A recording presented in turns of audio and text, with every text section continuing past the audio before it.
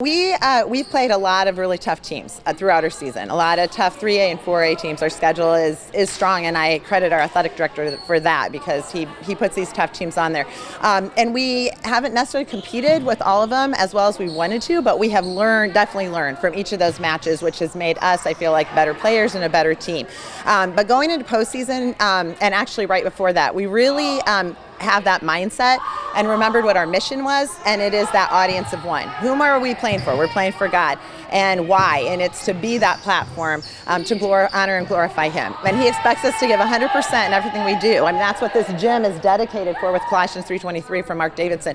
And so we knew that's what we want to do. And so the girls have really just picked up their play. They've picked up their joy. They're playing for each other and for God. And it really makes a difference in how they're playing out on the court. It also helps you've got a bunch of players back from last year's team that won that state title.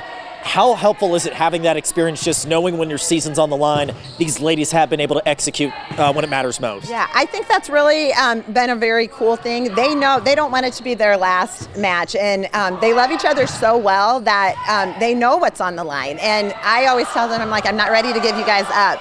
I want to hold on to you as long as I possibly can. And I think they feel that way about each other too. They've had a pretty cool high school volleyball experience, and they want it to last as long as they can. And they're hungry. They know how special this journey is because they lived it last year, and it's so special, and they want to just experience it again. And they're just so excited every time that they get to step out on the court and practice and be together again and then compete every Saturday. They're very scrappy. Southwood is a good team, and they are well coached, and they have some added freshmen this year that are pretty dynamic. We just know that they bring a lot of energy.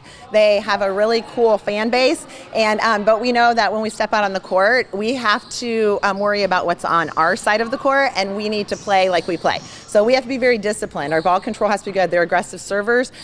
We have to play wall-to-wall defense, and the plan is to get the ball cleanly into our setter's hands as often as possible, and for her to feed our hitters and for them to go to work, and we can play the kind of offense that we want to play.